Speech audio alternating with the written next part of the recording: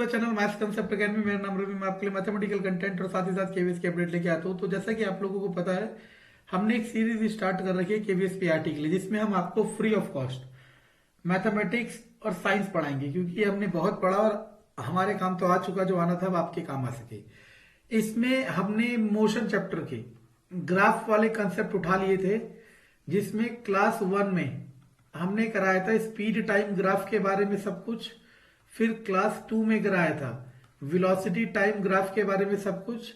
और आज है क्लास 3, और क्लास 3 में हम करेंगे एक्सेलरेशन टाइम ग्राफ के बारे में, और फिर कुछ मिक्स कंसेप्ट बताऊंगा। और इसके बाद आपके पास क्वेश्चंस की सीरीज लेके आएंगे और आपको सब कुछ बता दिया जाएगा। ठीक है ना? चलो ओके। अगर मान लो वही हमारे पास एक तरफ एक्सेलरेशन हो, एक तरफ टाइम हो, और मैं पहले ही क्लियर कर चुका हूं कि एक्सेलरेशन इधर भी हो सकता है, टाइम इधर भी। ऐसा कोई मैंडेटरी रूल नहीं है कि टाइम को एक्स एक्सिस में ही लेना है। समझ आ रहा मैं क्या कह रहा हूं? ये तो ग्राफ खींचना है, आप कोई सा भी कोऑर्डिनेट ले सकते हो। तो देखो, अगर एक्सेलरेशन का ग्राफ सीधे जाता है, जैसे कि हम पढ़ चुके, तो इसे कहेंगे यूनिफॉर्म एक्सेलरेशन।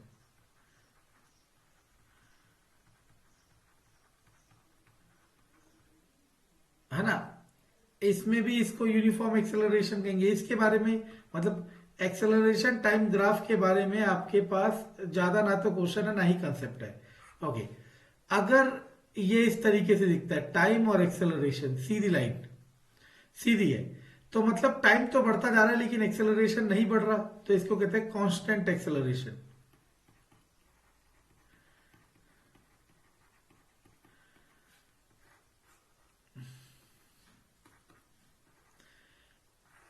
इसको छोड़ के कैसा भी हो तो उसे कहा जाएगा नॉन यूनिफॉर्म एक्सेलरेशन।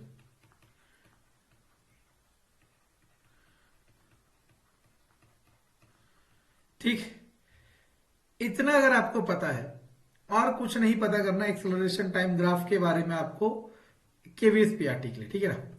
अब मैं कुछ और चीजें बताता हूं जो कि आपको हेल्प करेगी ग्राफ के क्वेश्चन और कंसेप्ट समझने में। ठीक है ना? और उसके बाद एक और क्लास आएगी जिसमें हम क्वेश्चन करेंगे, और हो सकता है एक से ज्यादा आए जिसमें हम क्वेश्चंस पे क्वेश्चंस करेंगे। ठीक है ना? चलो, तो आपको पता होना चाहिए, जो हमने वेलोसिटी टाइम ग्राफ खींचा था, वेलोसिटी टाइम ग्राफ खींचा था, मतलब जो भी ग्राफ आ सकता है, कैसा भी शेप आ सकता है, कैसा भी। ठीक है ना? कोई भी शेप हो सकती है, ऐसे भी हो सकती है, कैसी भी शेप हो सकती है। ठीक है ना? कोई भी शेप। ठीक, तो अब हमें क्या देखना है कि याद रखना, whenever we have given velocity time graph and we have to calculate distance covered, then we always calculate area of graph। Area of graph क्यों निकालते हैं ये भी बताऊंगा हिंदी में। जब भी आपको वेलोसिटी टाइम का ग्राफ दे रखा होगा, whenever you have given velocity time graph and you have to calculate the distance, you have to calculate the distance, then तब आपको उस ग्राफ का एरिया निकालना होगा, उस ग्राफ का एरिया निकालना होगा। और इसके लिए आपका मैथमेटिक्स अच्छा होना चाहिए, क्योंकि हो सकता है, देखो, ग्राफ इस तरीके का हो तो आप क्या लगाओगे, एरिया ऑफ ट्राइंगल, और सीधा है तो राइट एंगल ट्राइंगल। अगर ग्राफ इस तरीके का है तब आप क्या लगाओगे, area of trapezium.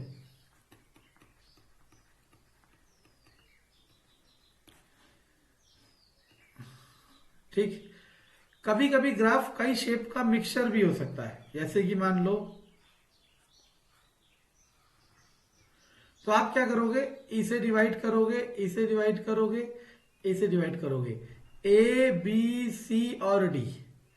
A triangle है, डी ट्राइंगल है, ये सॉरी ट्राइंगल, ये रेक्टेंगल है, और ये क्या है रेक्टेंगल या स्क्वायर जो भी होगा हम वो देख लेंगे, ठीक है ना।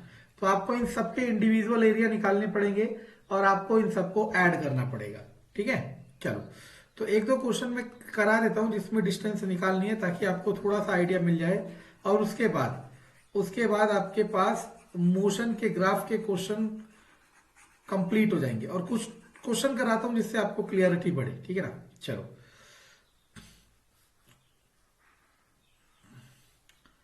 ये वेलोसिटी है टाइम,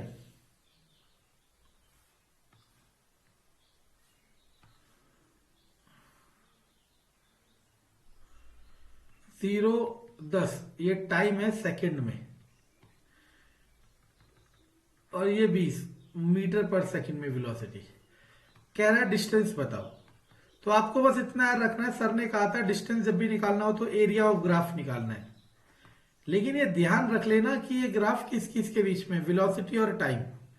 अगर ग्राफ एक्सेलरेशन और टाइम के बीच में, अगर ग्राफ एक्सेलरेशन और टाइम के बीच में, वैसे होगा नहीं। देखो ये याद रखना, जब भी वो डिस्टेंस पूछेगा ग्राफ से, जब भी वो डिस्टेंस पूछेगा ग्राफ से, आपको चिंता करनी नहीं है, आपको चिंता करनी नहीं है। ग्राफ हमेशा वेलोसिटी टाइम के बीच में होगा, ठीक है ना। सुनना अब, हाँ, एरिया ऑफ ग्राफ, ट्राइंगल का एरिया है और ये सीधा आ रहा है तो right angle triangle 1/2 base into height, आधार गुणा ऊंचाई 1/2। बेस कितना है 10 और हाइट कितनी है 20, तो आंसर आ गया 100 मीटर। अब डिस्टेंस की यूनिट मीटर कहां से डिफाइन करी इससे। अच्छा, एक बार हाँ मैं बताना भूल गया कि डिस्टेंस जब भी निकालना हो, डिस्टेंस जब भी निकालना हो तो ग्राफ का एरिया क्यों निकालते हैं, कुछ और क्यों नहीं निकालते, इसके ऊपर बता देता हूं। और आप सबने बहुतों ने पढ़ा होगा और हो सकता है बहुतों में से बहुत कम को ये कंसेप्ट पता हो, तो मैं बता देता हूं, सुनने की कोशिश करना। आपको पता है जो इक्वेशन ऑफ मोशन है 3 है, v equal to u plus a t, s equal to u t plus half a t square, और 2as equal to v square minus u square. इन इक्वेशन को डिराइव मतलब बनाया गया, दो तरीके से बनाया गया, एक कैलकुलस वाले तरीके से और एक ग्राफिकल तरीके से। अब जिनका मैथमेटिकल बैकग्राउंड नहीं है वो कैलकुलस वाला थोड़ा मुश्किल से समझ पाएंगे और ना ही समझना है। कैलकुलस वाला का मतलब होता है इंटीग्रेशन और डिफरेंशिएशन, इंटीग्रेशन और डिफरेंशिएशन। आपको नहीं समझ रहा केवीएसपीआरटी। और दूसरा तरीका है ग्राफिकल। तो जो ग्राफिकल तरीके से इन इक्वेशनों को जब बनाया गया ना, तो ये दोनों इक्वेशन में क्या आ रहा था डिस्टेंस, क्या आ रहा था डिस्टेंस। तो इन दोनों इक्वेशनों को बहुत तरीके से बनाने की कोशिश की गई कि ग्राफ से ये दोनों इक्वेशनें बन जाए, लेकिन ये दोनों इक्वेशनें ग्राफ से तभी बनी जब हमने ग्राफ का एरिया निकाला। समझ आया मैं क्या कह रहा हूं। तो ये इक्वेशन जब भी वेरीफाई हुई, जब भी बन पाई, जब भी डिराइव हुई, जब डिस्टेंस निकालने के लिए इन्होंने क्या निकाला, area of graph.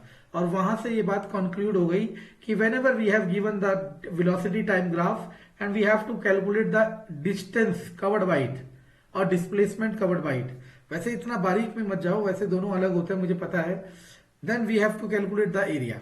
Okay, see एक क्वेश्चन और कराता हूं डिस्टेंस कैलकुलेट करने वाला, फिर हम चलते हैं किस पे। तो देखो यहां पे भी मैथमेटिक्स आ रही है। अगर आप एक अच्छे एस्पायरेंट है तो जैसे मैंने यहाँ पे एरिया ऑफ ट्राइंगल बताया, जिसको नहीं पता था वो यही सीख लो। लेकिन हम लोग क्या करते हैं, हम सोचते हैं ट्राइंगल जब पढ़ेंगे तभी करेंगे, ऐसा नहीं करना चाहिए। तभी सीख लो जो चीज जब सामने आ रही है। टाइम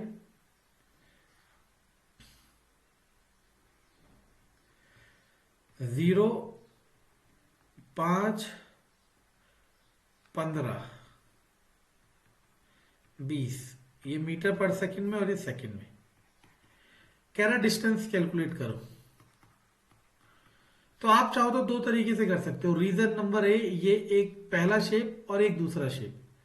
तो आप लिखोगे distance equal to area of A वाला प्लस एरिया ऑफ बी वाला। ए क्या है triangle 1/2 base into height, base कितना है 5, हाइट कितना है 20, प्लस ये क्या हो गया रेक्टेंगल, रेक्टेंगल क्या होता है एल इंटू बी, लंबाई है 10, चौड़ाई है 20, तो कितना आ गया 50 जमा 200 कितना आ गया 250। इतना डिस्टेंस कवर्ड करा होगा। आप इसको दूसरे तरीके से भी निकाल सकते थे। आप इस पूरे को ट्रेपीजियम कंसीडर कर लो। ट्रेपीजियम का एरिया होता है 1/2 sum of parallel sides into height 1/2।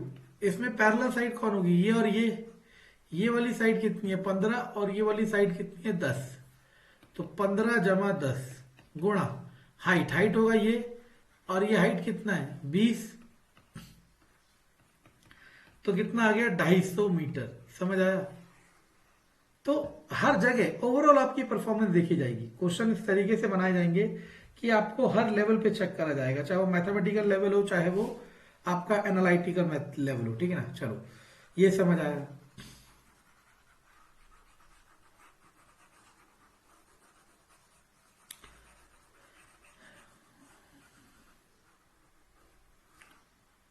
Okay अब जैसे मान लो एक क्वेश्चन और है, जैसे चल जा देखो,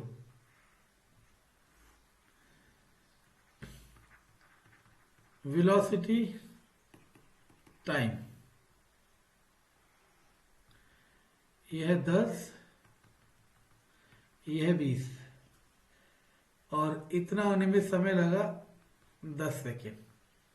अब सुनना मैं क्या कह रहा हूं, ये मीटर पर सेकेंड में, ये सेकेंड में। अब मुझे कह रहा है इसका डिस्टेंस निकालो। क्या निकालो, डिस्टेंस। देखते रहना, बहुत अच्छी चीज बताऊंगा। और एक्सेलरेशन भी निकालो। अब मैं इन दोनों पॉइंट को सुनते रहना। अगर इस क्वेश्चन को आपने समझ लिया तो आप समझ जाओगे कि ग्राफिकल कोई अलग सी चीज नहीं है और ना ही वो टफ चीज है। बहुत आसान है अगर आप ढंग से देखते हो तो, लेकिन होगा यही, अभी आप इस चीज को नहीं देखोगे क्योंकि ये फ्री मिल रही है। फिर आप पेड कोर्स लोगे और वहां सोचोगे कि आपको कोई जादू की तरह करा दे और आप कर दोगे। लेकिन याद रखना, चाहे कहीं पढ़ो, पढ़ना यही है। तो अगर आज पढ़ लेते हो तो आगे क्लास आसान हो जाएगा। बाकी आपकी इच्छा, आपकी लाइफ है, आपका सब कुछ है। ठीक है ना। चलो स्टार्ट करते हैं। सबसे पहले मैं इस क्वेश्चन को कराता हूं किससे, ग्राफिकल मेथड से। ठीक है, नीचे कराऊंगा किससे, इक्वेशन से। इक्वेशन कौन सी है, v equal to u plus a t, s equal to u t plus half a t square और 2as equal to v square minus u square. ठीक है ना। सुनते रहना मैं क्या कह रहा हूं। अब देखो, अगर मैं इसका एक ट्रायंगल बना